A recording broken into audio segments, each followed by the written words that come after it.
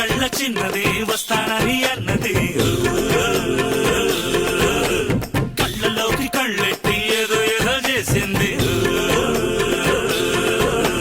కందిరీక నడుముది సెగలు రేపుతున్నది నంగనాచి చిన్నది నన్ను గిల్లుచున్నది ముందుకెళ్ళి ముందుకెళ్ళి ముందుకెళ్ళి మూడు ముళ్ళు వేసి గదిలోకెళ్ళి గడిపెట్టాను. మామా గదిలోకి వెళ్ళి గడిపెట్టిన తర్వాత ఏం జరిగింది మామా? ఏం జరిగిందా? ఒకటే చీకటి ఒకటే లొల్లి.